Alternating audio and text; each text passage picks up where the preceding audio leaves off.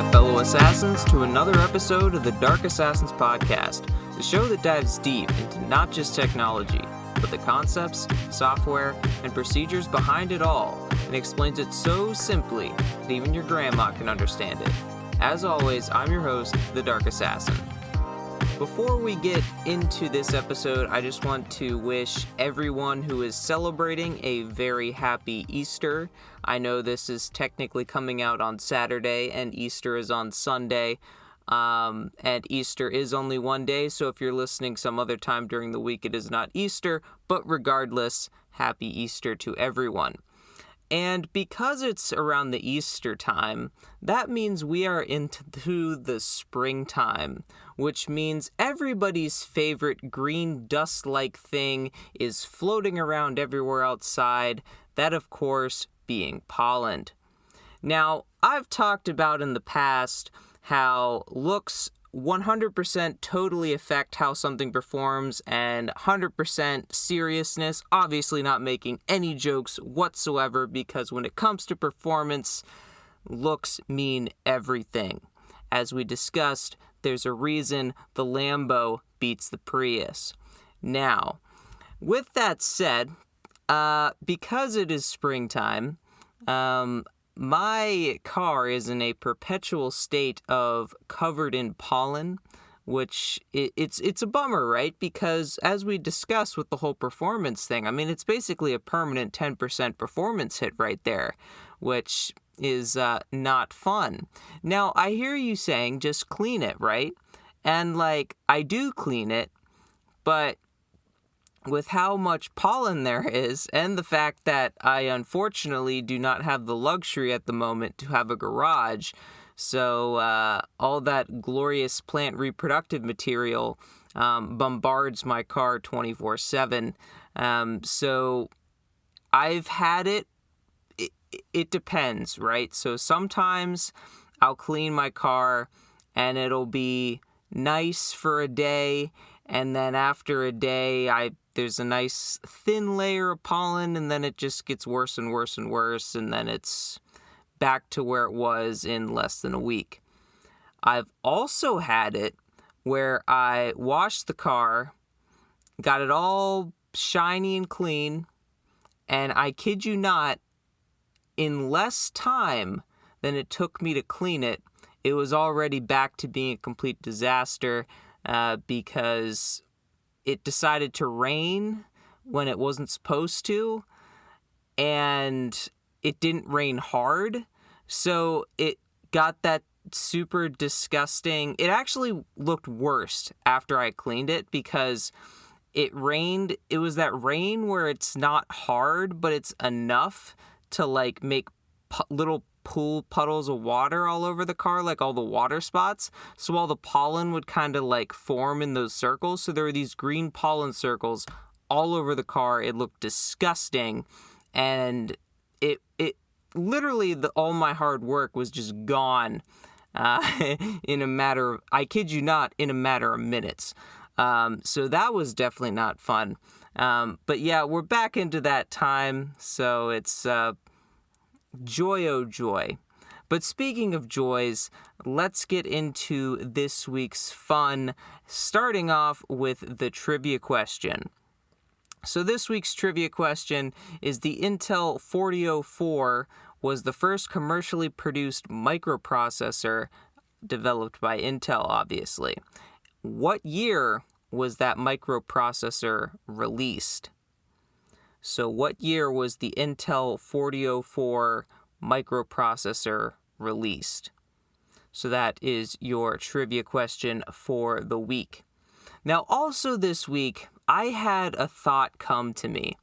So we talked a while ago about the whole AI arms race that's going on, and how tools like ChatGPT and other language models, people are supposedly and trying to use them to, write their essays for them, right? And then we also talked about how educators and grad students or whoever are trying to make AI tools to detect if you used AI tools when you wrote your essay. And we mentioned how each side is just gonna, make their tool better and better, and it's just gonna become this massive arms race. Now, I had a thought here, and my thought was, what would happen if you tried to implement some countermeasures to obfuscate the fact that you used AI to write your essay? Now, obviously, I don't recommend anyone write their essays using artificial intelligence, but I think it would be an interesting research field or research topic for someone to do, where they could have, a tool like ChatGPT auto-generate, some number of essays and then run them through their, tool that can detect if you used AI or not, and see how many it gets right, and then deploy some countermeasures to the AI generated essays and see how that affects the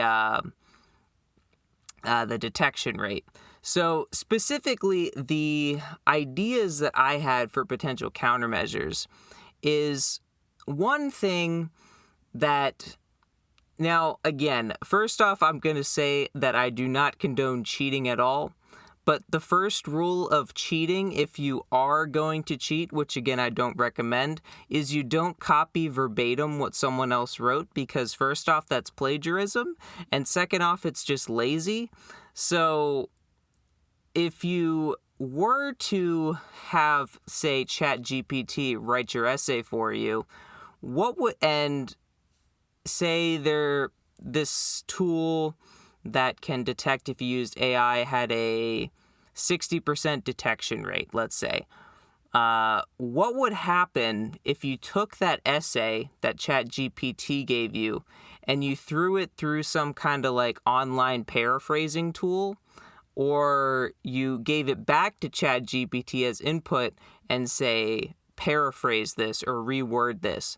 Like, I'm wondering how like multiple layers of like versioning could throw off the the detection tools. And what I also would find interesting is if you took, as a control, you took actual essays written by real people, see what the detection rate for them is, and then you run their essays through these online paraphrasing tools, or even give it to ChatGPT as input, have it reword it, and then feed it back in and see what that would give you.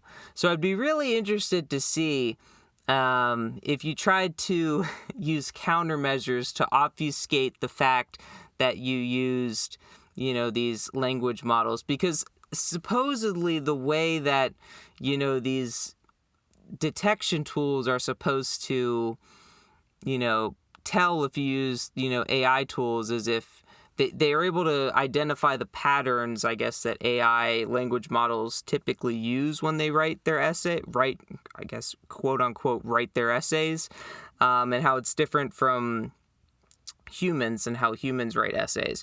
So I would be interested to know if you threw, the essays from ChatGPT through some kind of paraphraser to like change the wording around but keep the message, how that would impact these detection tools, and if that would change, the likelihood of one of those tools detecting that it was written by AI.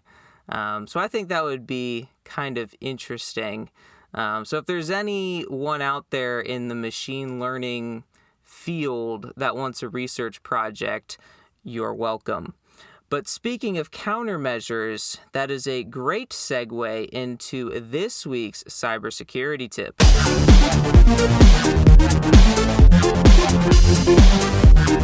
So for this week's cybersecurity tip, we're finally getting to that one that I had talked about for the past 2 weeks, but never got around to doing because I had other ones.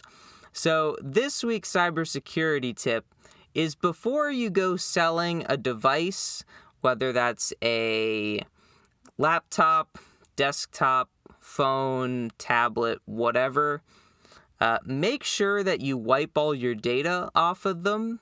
Like, I know this should go without saying, But you'd be surprised how many times you'll buy something secondhand, like eBay or Facebook Marketplace or Craigslist or wherever you buy secondhand stuff, and there's tons of personal data on those devices. I can't tell you how many times I've bought laptops before that weren't wiped at all and had tons of people's personal data. Now, as fun as it is for someone like me to go spelunking through a used hard drive, that I got online, someone with more malicious intent than I would find that as a gold mine. Now, for me, it's just kind of fun to go through, see what I can find, see if there's anything interesting on there. But, someone malicious, if they get their hands on it, there can be a lot of stuff that could go on. Since specifically for me, I have come across all kinds of things. I've come across things like people's driver's licenses, passports, checks, social security numbers, the whole 9 yards. I pretty much would have had enough information to easily steal the person's identity. Obviously, I didn't do that because I don't have malicious intent and I'm not about to break any laws, but it's just kind of interesting that, someone would literally be selling their laptop with all that personal information still on the device because they sold it to someone who they have no idea who it is. So if that got into the wrong hands, their identity is just toast. So yeah, make sure that if you're ever selling anything, make sure you wipe the drive because not everyone is as courteous to finding personal data on a device like me. Others have more malicious intent. Now, the way you could go about wiping it, I think we talked about this when we mentioned just because you delete a file doesn't mean it's actually gone. So there's ways that you can go about making sure that your hard drive is wiped. But at the very, very, very least, at least throw a clean install of an OS on there.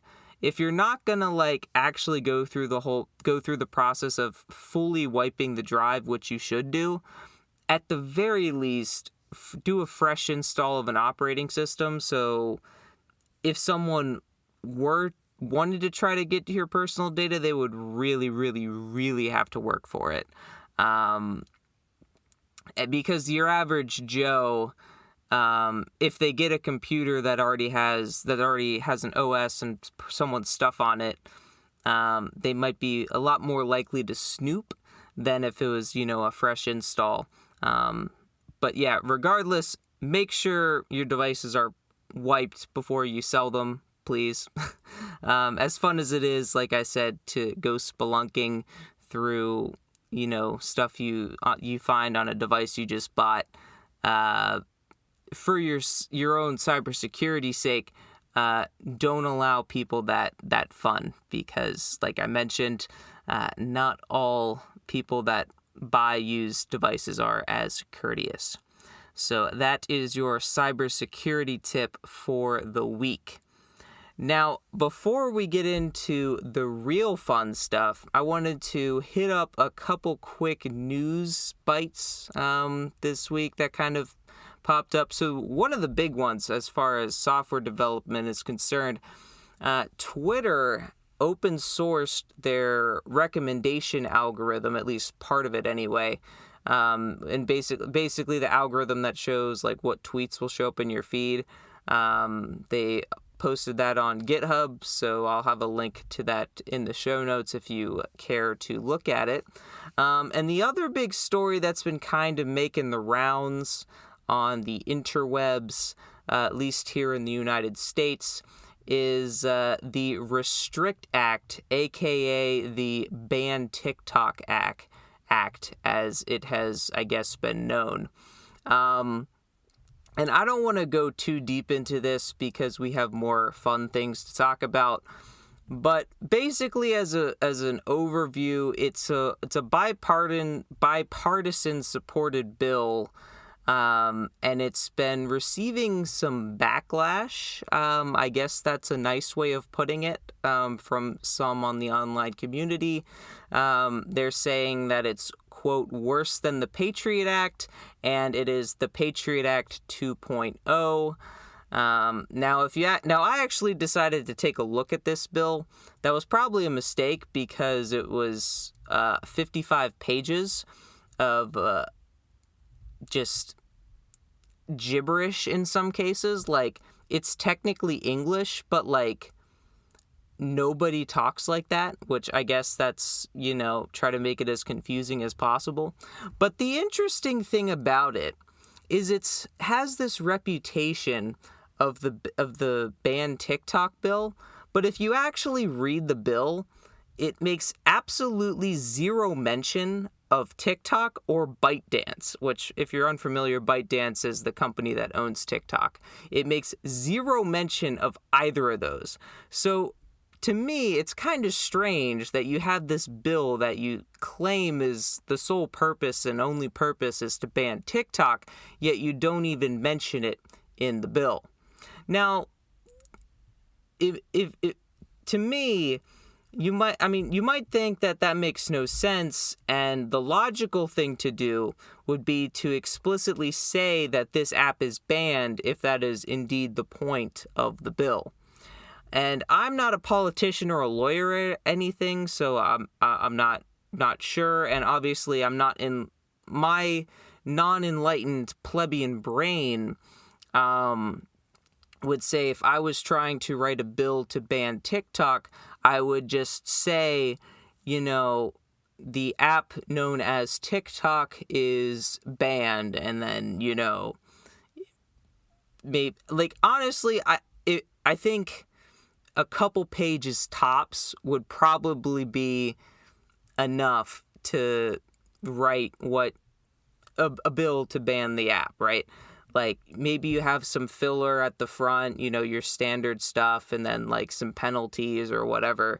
But I think anything more than like 5 pages would probably be pushing it.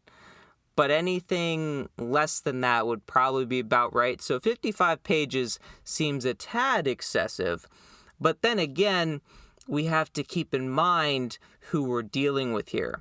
So since we're dealing with the government, if something were to make sound logical sense, that obviously isn't going to fly. So the fact that this bill goes completely against all logical sense actually makes complete sense.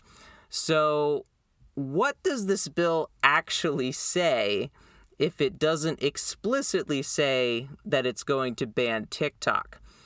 Well, first off, I hope you have your laundry baskets ready because we have quite the laundry list of things that it will restrict/ban. So, here we go. Wireless local area networks, mobile networks, satellite payloads, satellite operations and control, cable access points, wireless access points, core networking systems, long, short, and backhaul networks, edge computer platforms, internet hosting services, cloud-based or distributed computing and data storage, machine learning, predictive analysis, and data science products and services, including those involving the provision of services to assist the party to utilize, manage, or maintain open source software, managed services and content delivery services, desktop applications, mobile applications, gaming applications, payment applications, web applications, AI, machine learning, quantum key distribution, quantum communication, quantum computing, post-quantum cryptography, autonomous systems, advanced robots, biotechnology, synthetic biology, computational biology, and e-commerce technology and services, including any electronic techniques for accomplishing business transactions, online retail, internet-enabled logistics, internet-enabled payment technologies, and online marketplaces. And these are just some of the examples that the bill has that are explicitly listed in the included section. So, for example, they have a much more broad topic such as software, hardware, and any other product or service integral to telecommunications products and services, including, and then it would go through some of those items I just listed in the laundry list. So obviously that is technically not even an inclusive list, and that was quite the bit of rambling just to get through it. So the supposed ban TikTok bill definitely bans a lot of stuff that is not TikTok. Now, these I guess technologies and applications and all that stuff applies to any foreign adversary of the United States, which includes China, Iran, North Korea, Russia, and Venezuela, plus any other entity. And by the way, when we're saying entity, that does not have to be a state actor. It could also include U.S. companies. But any entity deemed by the Secretary as a threat to the United States, which includes things like sabotage or subversion, processing, managing to operate, operating of information and communications technologies and services in the United States, catastrophic effects on critical infrastructure or the digital economy, interfering with elections or participating in activities designed to undermine democratic processes and institutions, or otherwise pose unacceptable risk to the national security of the United States. So basically, if we take specifically that last part, that seems pretty broad to me. Poses unacceptable risk to the national security of the United States, and that is, I guess, deemed by the Secretary. So the Secretary, I believe it's the Secretary of Commerce, basically, if they deem any organization an unacceptable risk to national security, their applications or hardware can be banned. According to this bill, at least that's my interpretation anyway. There's obviously a lot more than just banning TikTok, and this is just scratching the surface of what this bill will do if it's passed into law. So now I guess we should talk quickly about the repercussions of if you break this law. So if you violate said law, you could be looking up to $1 million in fines and up to 20 years in prison.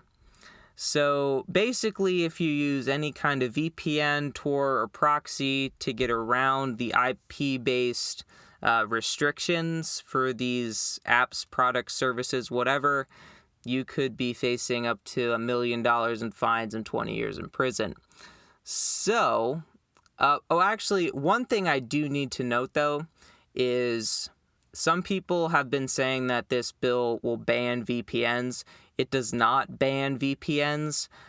All it's doing is it makes it illegal for you to use a VPN to access a service that is banned by the bill. So it doesn't explicitly ban VPNs. So if you are at, a coffee shop or a hotel and you VPN back to your house, assuming you're still in the U.S., I guess, that wouldn't violate this law, assuming it gets passed.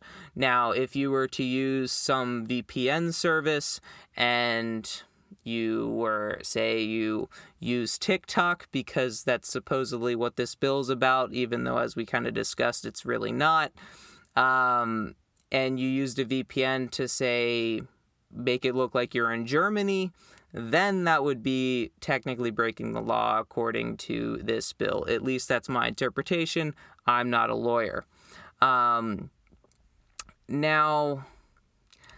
I've been pretty critical of this bill here. But for all the Zoomers and young millennials out there that use TikTok, I want you to know that don't get it twisted. I am not rooting for you. I do not like TikTok whatsoever. Because For anyone out there that's addicted to this Chinese spyware known as TikTok, which, by the way, that's not me being hyperbolic. United States and other countries' intelligence agencies have essentially said the same thing about the app. I'm not rooting for you to have this bill not be passed so you can keep using TikTok. I am on your side because, as we've kind of discussed talking about this bill, it's very, very broad, and in my opinion, it is a definite, it's a very good example of a massive government overreach and straight up power grab. At least that's my interpretation, but I encourage all of you to go read the 55 pages and come to your own conclusions. But with that depressingness out of the way, let's get into the fun stuff with what nerdy stuff have I been up to this week. So this week I have been dealing with a conundrum. Do I upgrade to more modern hardware in my Homelab to cut my power bill, or do I just suck it up and pay the higher power bill? Because if you think about it, it's a lot cheaper to pay, an extra, $5-10 a month in the power bill, rather than going out and spending hundreds or even more dollars on new hardware. So I did some rough, napkin math essentially to try to figure out, how much of my power bill is going towards my Homelab. And depending on the month and what I'm running at the time, I think it's in the neighborhood of like $40 to $55 of my power bill is going to my data center, which also, depending on the month, can range anywhere between as little as around a quarter or as close to just under half of my electric bill every month.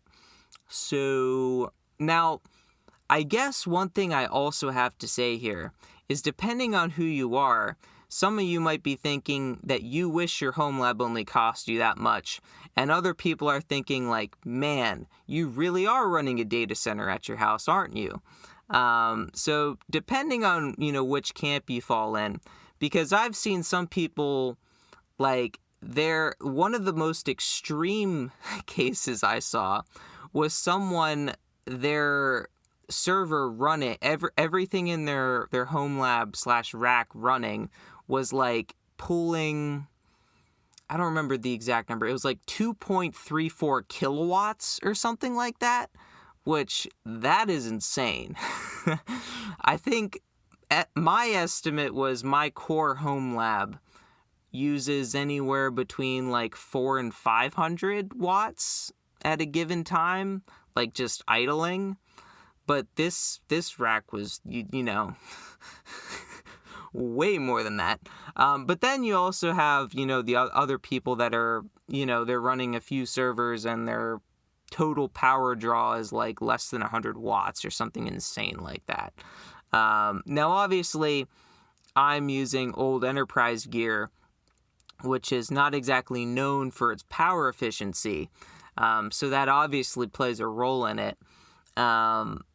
But on the flip side, with how much stuff I run, because if I want to run all my VM, I think I have set up over 20 VMs running, and I think currently right now, I recently shut off one of my servers because it's starting to get warmer, and I'm trying to reduce the heat output.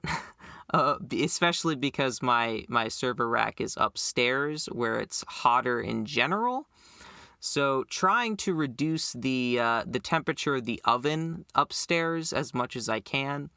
And that server generally doesn't have anything like critical on there. It just has virtual machines that are, I guess you could say, nice to haves. Like, I don't need them on a daily basis. But the core VMs that I run, I probably have like, we're somewhere in the upper teens of VMs. So definitely it would, trying to, say, run all that in the cloud, especially with the hardware requirements some of these VMs have, like as far as RAM and CPU processing goes. Yeah, it's definitely a heck of a lot cheaper hosting it myself than in the cloud. So there's that. Now, speaking of VMs and such, one of the other things that I actually did this week was I created templates for both Ubuntu and Arch-based servers. Now, if you'll recall I don't remember how long ago it was. It was when I did that episode about the Red Hat, basically infinite money glitch with Red Hat, on how you can essentially get infinite instances of Red Hat for free. So I mentioned I basically created a template for it, and I basically did the same thing for Ubuntu and Arch as well. So, but one thing I did change with the Red Hat template through this also was, rather than just having it as a template, I kept the Ubuntu, Arch, and now Red Hat also. I just kept them as running virtual machines with like basically no resources at all, so they just essentially just sit there idling, doing nothing. And the reason for this was because if you make a template, like especially talking about Proxmox here, if you make a template, you can't like update it anymore. So it's when you create that template, it's stuck at whatever point in time you created it, which in some senses is nice, but for distros like Arch, for example, that are rolling releases and constantly updating, once you use that template and running updates on it, they're going to take a while. So my thought process was, I'll just create 3 VMs here with each one of these instances, or each one of these distros, and then essentially just let them do nothing, and then include them in my updates, my Ansible update script, update playbook, so they'll just always be updated. So then when I want to, create a new VM with Red Hat or Ubuntu or Arch or whatever, I can just shut down that VM, clone it, and then I have a fully up-to-date virtual machine ready to go. And as you can guess, if you haven't already, I also created additional Ansible playbooks so I can essentially initialize the VMs to be what I want. So, like I mentioned with the Red Hat one, I created a playbook to essentially change the host name, create a user, reset the SSH keys, set the IP address, all that good stuff. I basically took that playbook and made one for Arch and Ubuntu also. So that was a lot of fun. So that was definitely a good project, I thought.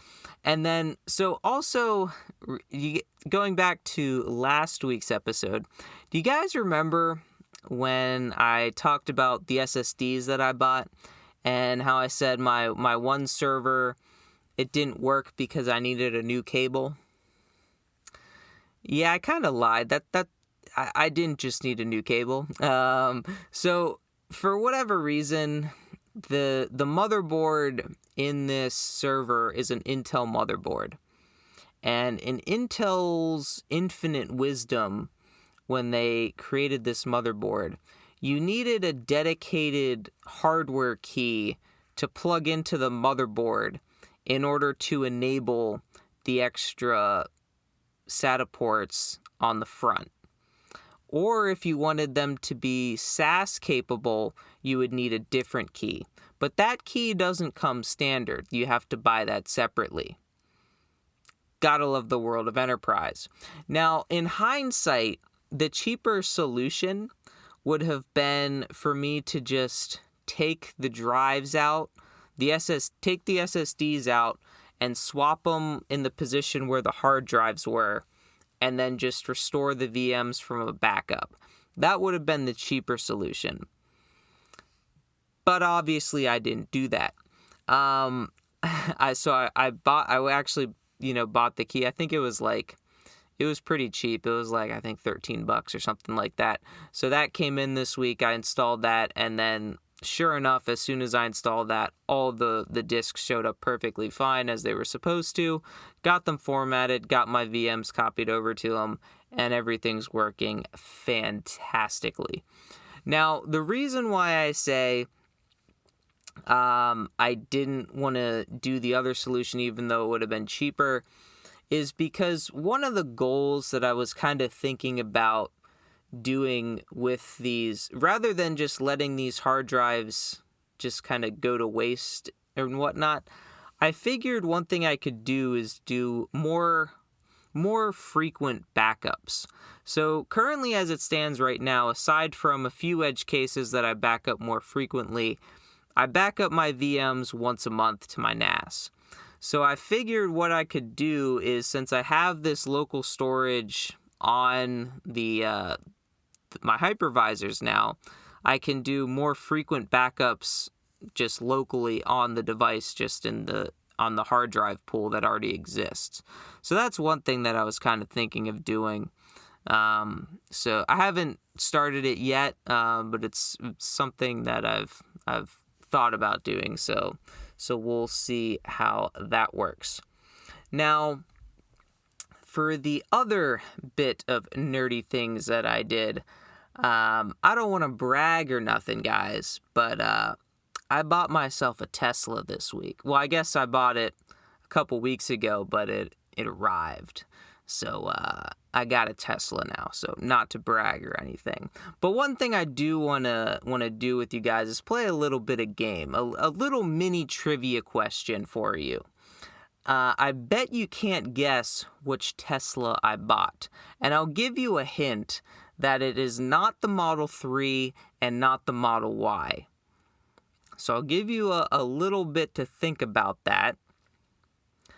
So if you're thinking that because the Tesla that I bought is not a Model 3 and not a Model Y, so you're thinking it's Model S, congratulations, you're wrong.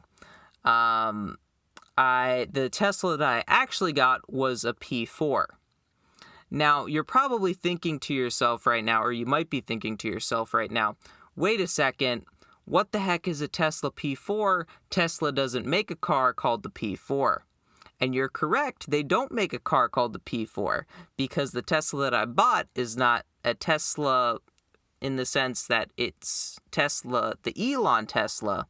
It's Tesla as in the NVIDIA graphics card line for the Enterprise. So, yeah, I bought a Enterprise graphics card, and those are called Tesla cards.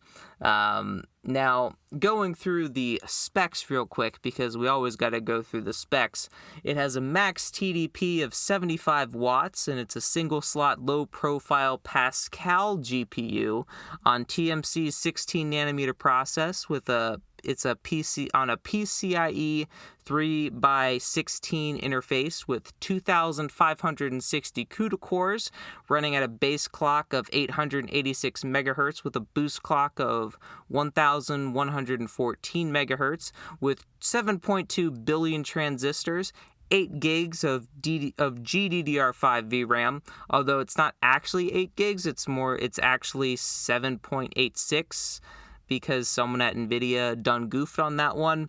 So you got that? You got all those specs? Everything makes sense?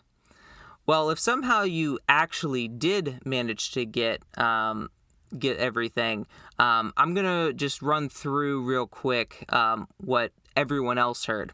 So it has a max Tuscan disconnect potential of 75 whisker misers, and it is a single-slot, low-profile peptide GPU on Tiramisu's 16-nibble micron process on an LMNOP interface with 256 catalytic coronados running at a base clock of 886 diddly bops per gigasquat with a boost clock of 1,114 diddly bops per gigasquat with 7.2 billion teraboops and 8 gigabaps of Derby Vipers.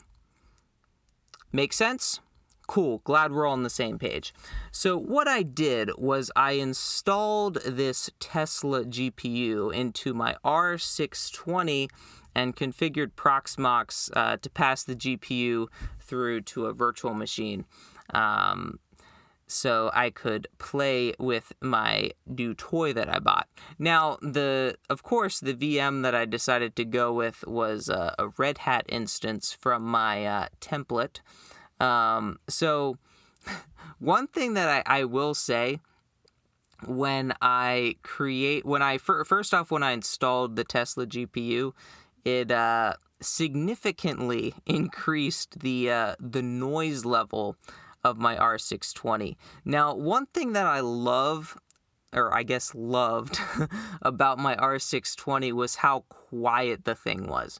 It was basically inaudible at idle, which was fantastic compared to some of the other, basically every other enterprise server that I have, which is pretty loud.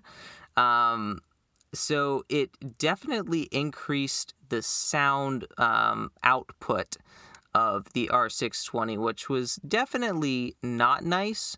And honestly, it kind of got close to... It was at the point where, like, it was arguably the loudest thing in the rack at times. Now, granted, the Xserve was not turned on, or it would have had something to say about it. But, yeah. So you might be wondering why this is. Well, first off, it's not a Dell card, and because it's not a Dell card, it doesn't interact nice with the integrated iDRAC Dell hardware or whatever for fan control.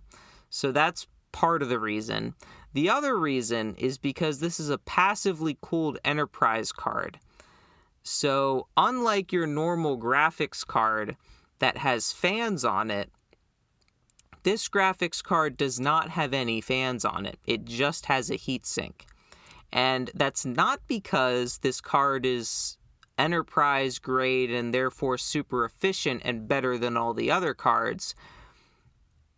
It's just designed to be in a rack-mounted server and having all that server airflow be pushed through it to cool it off. So that's another reason why it's significantly louder. Now, one thing I will say, though, is even with the fans running faster and therefore louder and a GPU installed, surprisingly, the power draw actually didn't change too much. I mean, it obviously increased, but it wasn't by that significant of a margin, which was kind of nice. Now, one thing I did do was I obviously wasn't about to listen to this thing be loud, so I took the fan script that I had for my Dell R510, because the script also works on the 620, and used that script, did some modifications to it, and ran that. And when I ran that, I slowly started to see the CPU and GPU temps creeping up and up and up and up. And which, I mean, obviously makes sense because there's less airflow. And also, if the CPU temp's rising, if you're not familiar with how the R620 is laid out, you have the very front, which is your drive bays, and then behind that, you have your fans, and then behind that, you have your CPU and memory, and then behind that, you have your power supplies and your PCI Express cards. So the PCI Express cards, in this case, the graphics card is all the way in the back, behind the CPUs. So as the CPUs get hotter and heat up their heat sinks, that hot air is in turn being blown over the GPU as well. And obviously the GPU is getting hotter because it has less, airflow going over it. So it just makes sense that it also got hotter. But it was, acceptable enough. It's not like it was at the point where it would like be throttling or anything. And then another thing I also did was I wrote a second fan script, which I took the same script and threw it into the VM where the GPU is, and to basically control the fans for the GPU. And that actually worked pretty darn well. So that was good, because the last thing I wanted was to essentially have this GPU burn up because it didn't get the airflow it needed when I wanted to use it. So that was nice. And the other nice thing is because if I'm not running anything on the GPU, I don't have to worry as much about the temperatures on it. So like it can run a little bit hotter and it's not that big of a deal since it's not doing anything. So that's nice. So I get at least to keep my sanity a little bit. But the other, I guess, another thing that I've been kind of thinking about is part of me has been wondering if I actually want to keep this card in the server like long term, because one, it does, even with the fan script running to make it quieter, it's still louder than it was before. But by no means is it the loudest thing anymore, and it's kind of fits in with the rest of the low fan drone that goes on. But I have thought about just removing it and only putting it in when I want to play with stuff. But because the thing of it is I can't, like I mentioned, it's upstairs where it's hot, and I don't exactly have a good place to put it where it's isolated. I don't like have the luxury of it, being able to throw it in a basement or a closet with good ventilation or anything like that. And basically a place where I don't have to hear it. So I haven't fully decided on it. It's definitely probably not going to get taken out anytime soon, just because there's stuff that I want to play with, GPU wise. So it's probably going to be in there for a while, but I don't know, depending on how hot it gets here in the summertime, we might be taking it out, because definitely as the warmer months come, my server rack is just going to turn the oven that is my upstairs even hotter. So trying to reduce the amount of heat my space heater of a data center is pumping out, the more I can reduce that, the better. Now, I talked about buying this enterprise grade Tesla GPU, but what am I actually going to do with it, you might be asking yourself. So the first thing that I did with it, once I got it all configured in Proxmox, passed through to the VM, and got all the drivers and everything configured in there, the first thing I did was got the CUDA toolkit installed and did some CUDA programming, some basic GPU programming, which was pretty cool. I have some other plans that I want to do with some GPU programming. It's something that I've never really done before, partly because I've never really had the capability to do it. But the other thing that I did, which actually is what I was trying to do, I had it working, but I was trying to get something else implemented, as we'll get into before this podcast, which actually I'm not recording on my usual Thursday. It's actually a pretty late Friday evening, actually, because I was trying to tinker with some stuff, which wasn't playing nice. But the one thing I did was I installed my own instance of Stable Diffusion. So I believe I talked about this a while ago, talked about Stable Diffusion, that is. And this was actually when I first realized that the R620 wasn't actually taking into account the temperature of my GPU when it was passed through at all in its fan control, which was when I eventually then figured out that I needed to write that second fan script to control it for the GPU. And My assumption, I have two guesses on why this is. The first one is that because it's not a Dell card, so it doesn't play nice with the the Dell motherboard and iDRAC and all that stuff, the fan control. That's one guess. The other guess is because I told Proxmox essentially to completely ignore this card so it can just get passed through to the VM. Maybe that has something to do with it too also. I don't know. But anyway, let me tell you, when I am using Stable Diffusion and having it generate images, man, does that thing roar. And it can move air, and I mean move. It moves air. Like, it's like you hear that whine of the fan speed, that really high pitched 1U server fan whine, and then you also just hear this, this just massive airflow going on. Here's actually a clip of it, of what it sounds like.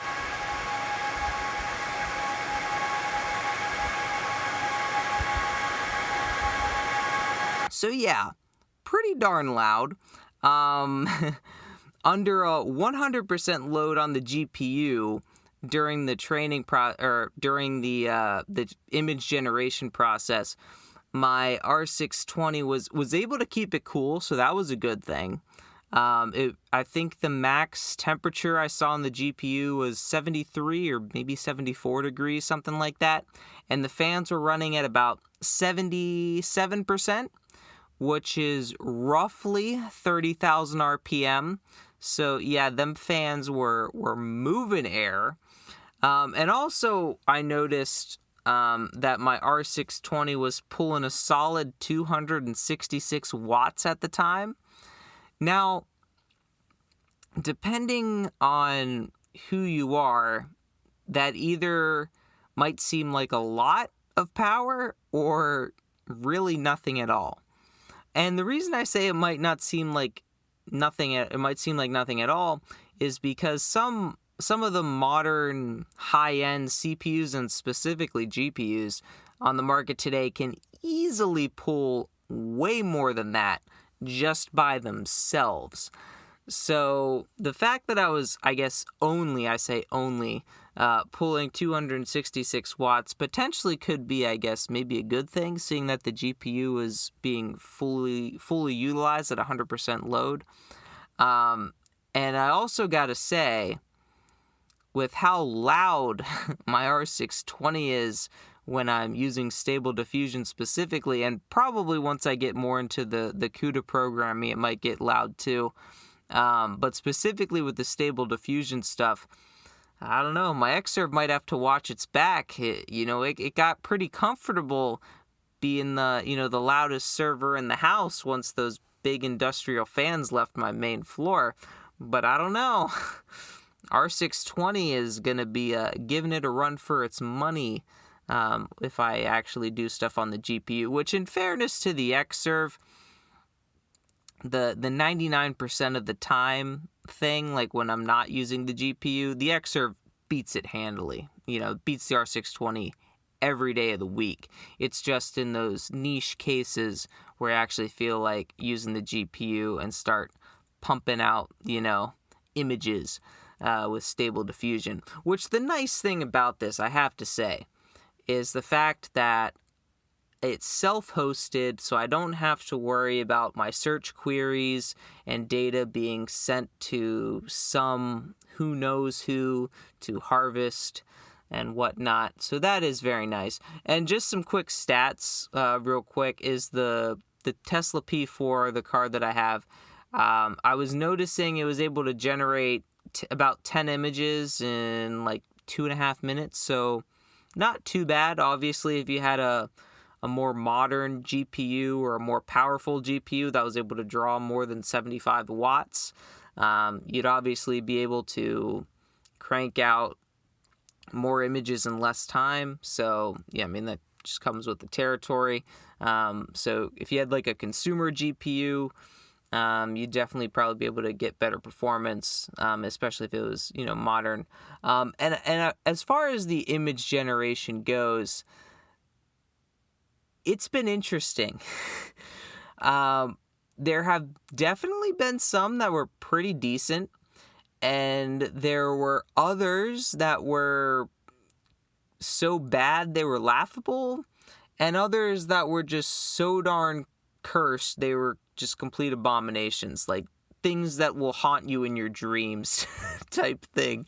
And it's not like, I was, searching for anything, scary or anything. It's just like, you search for a person and then you'll get like this, cursed image with like 2 hands and like 40 fingers, and it can get quite interesting. But the thing that I mentioned I was trying to work on, but so far have had no success, is trying to train it on images of me so I can generate images that either look like me or, say like me in X scenario or whatever, or in, doing XYZ, that kind of thing. I thought that would be kind of fun. But I haven't had any luck with that. I keep running into this weird batch error thing that it keeps giving me.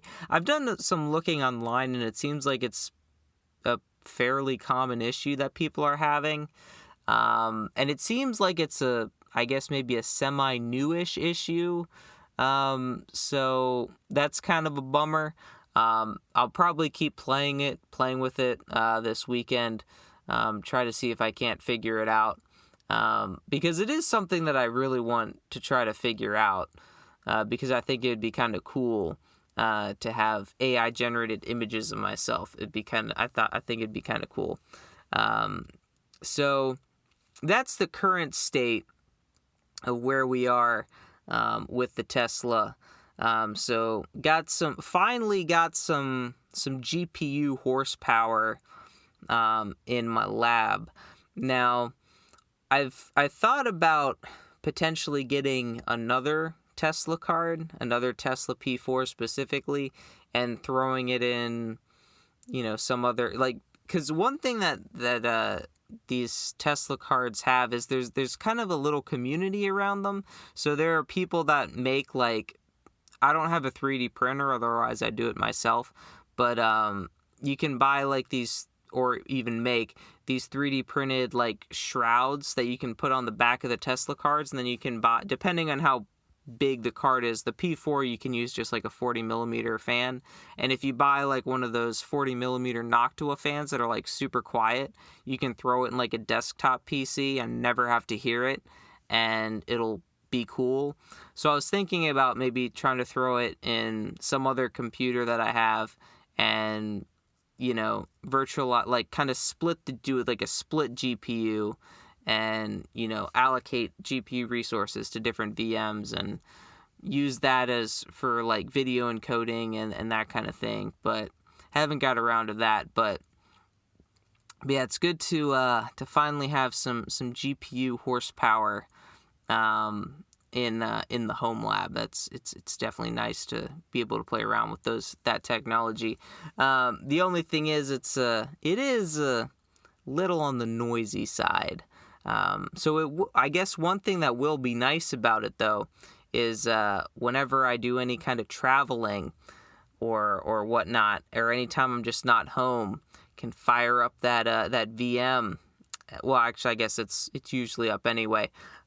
But fire up Stable Diffusion, get that fan script going to make sure the GPU stays cool, and just start ripping and making all kinds of images and not have to hear anything, which I think would be pretty darn nice. Which also at some point, the ideal situation is I'd be able to be at my house and my server rack would be somewhere where I don't have to hear it, and this would never even be an issue in the first place. But that is definitely going to be sometime down the line. But yeah, before we wrap up, we of course have to get back to our trivia question for the week. So this trivia question is the Intel 4004 was the first commercially produced microprocessor developed by Intel, and what year was that processor released? So, what year was the 4004 microprocessor by Intel released? If you said 1971, congratulations, you got this week's trivia question correct. Intel's been around for a while. They've definitely stepped up their game after that mid-2000s slump they had. Well, I guess it wasn't really a slump. It was just they had no competition, so they didn't feel like innovating. But, they're back in it now, button heads with AMD. Like I mentioned, their high-end chips drawing a lot of power, more than my R620 with the GPU at full load in some cases. But, those CPUs are also would probably run circles around my R620. So there's that as well. So if you enjoyed this episode, I ask that you leave it a rating and review and subscribe to the Dark Assassins podcast if you haven't done so already. Also, be sure to share with a friend or family member who you think would enjoy this episode. And if you have any questions about this episode or have any comments or questions for future episodes, you can shoot me an email at contact@darkassassinsinc.com. There is a link for that down in the show notes below. And that's going to do it for me in this episode of the Dark Assassins podcast. Until next time, my fellow assassins, remember, bull nothing equals true. If action not equal to null, return true. I'll see you next time on the Dark Assassins podcast.